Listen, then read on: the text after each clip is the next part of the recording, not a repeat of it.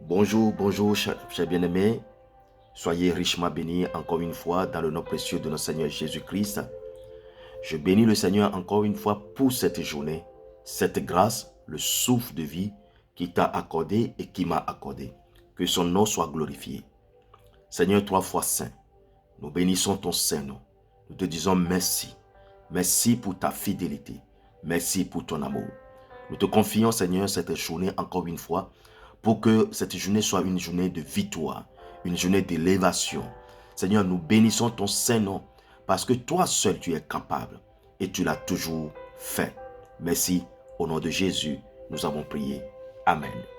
Chers bien-aimés, je veux seulement que nous parlions aujourd'hui de ce qui s'est passé le jour où Jésus a été crucifié.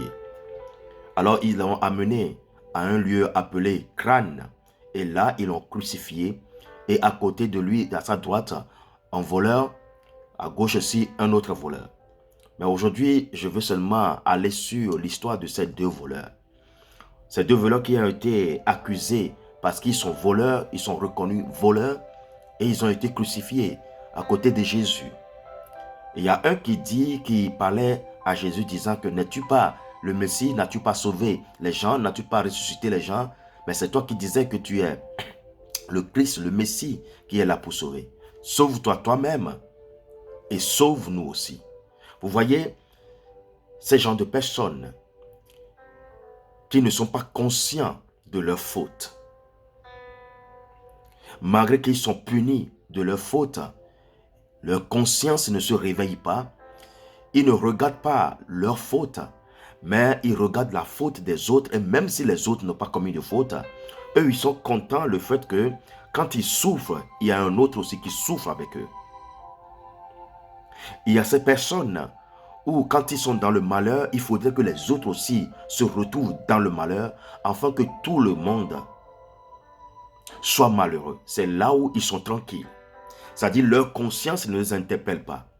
Je souffre parce que j'ai commis une faute, parce que j'ai péché. Mais il faut que les autres aussi soient dans la souffrance. Comme ça, je ne suis pas dérangé de mes fautes. Comme si un enfant, avec sa soeur, ils étaient à l'école. Et à la fin de l'année, on devait proclamer les résultats de l'année.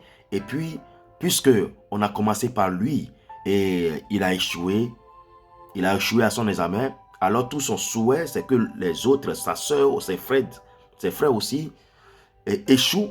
Comme ça, ensemble, il ne serait pas le seul qui serait accusé ou bien reproché à la maison par les parents. Parce que, oui, je suis échoué et les autres aussi ont échoué, donc c'est bon. Alors, je suis dans le malheur, je suis dans le problème, les autres aussi doivent être dans le problème. Comme ça, on est égaux. Parce que tout, c'est quitte. Il y a des personnes comme ça, dans leur esprit, il y a ces comportements. Oui, je suis dans le malheur, il faut que les autres aussi soient dans le malheur. Comme ça, alors je ne suis pas différent. Et ici, lui, il est en train d'accuser le Seigneur Jésus-Christ. Il est en train de se moquer de lui. Il n'a pas pris conscience de sa faute pour se gêner en lui-même, pour commencer par pleurer sur sa faute, pour commencer par implorer le pardon. Mais non, il a commencé, malgré sa faute, malgré sa situation, sa souffrance, il trouve la force d'accuser l'autre, de se moquer de l'autre. N'es-tu pas le Messie? Sauve-toi et sauve-nous. Il se moquait de Jésus, de ce qu'il dit qu'il est le Messie, malgré sa souffrance, malgré sa condamnation. Mais l'autre voleur, nous connaissons tous son attitude. Il a demandé à l'autre, si tu ne crains pas Dieu, si tu ne crains pas Dieu, nous, on a volé, nous, on est accusés.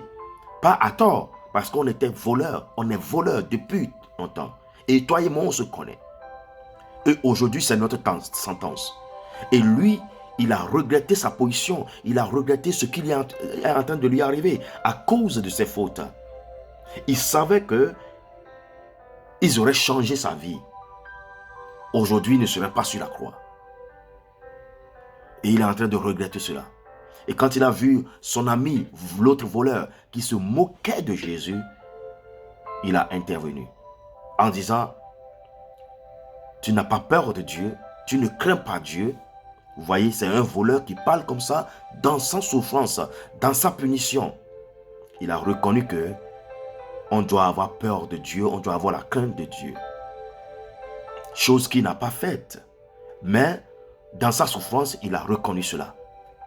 Et il a reproché son frère d'avoir mal parlé. Et puis il a dit à Jésus, avec une foi, Seigneur, souviens-toi de moi quand tu reviendras.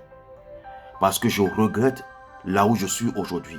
J'ai regretté toutes les actions de vol que j'ai commises. J'ai regretté. Et c'est parce que je n'ai pas écouté mes parents. Parce que je n'ai pas écouté les conseils. Et me voilà ici aujourd'hui. Mais toi, souviens-toi de moi si tu reviens. C'est ce genre de personnes que nous devons être. Quand tu commets une faute, quand tu commets un péché, quand tu es en tort, il faut que nous reconnaissons notre culpabilité et que nous demandons pardon. Et nous laissons ce fardeau à Jésus. Puisqu'il a dit, venez, vous tous qui êtes fatigués et chargés. Et lui, il nous donnera du repos. Ce voleur est allé vers Jésus et a laissé son fardeau vers Jésus. Il dit, souviens-toi de moi. Je suis dans la souffrance. Je regrette mes attitudes. Souviens-toi de moi, Jésus, quand tu seras de retour. Et là, le Seigneur a vu la vérité, le regret et ce qu'il est en train de demander, il est en train de solliciter, oui, la compassion de Jésus. Et le Seigneur lui a dit, aujourd'hui même, tu seras avec moi dans le royaume.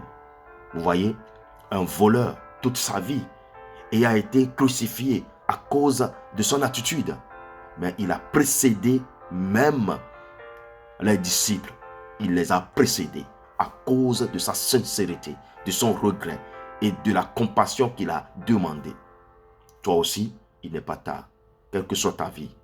Reconnais ta position, demande pardon, implore la miséricorde de Dieu.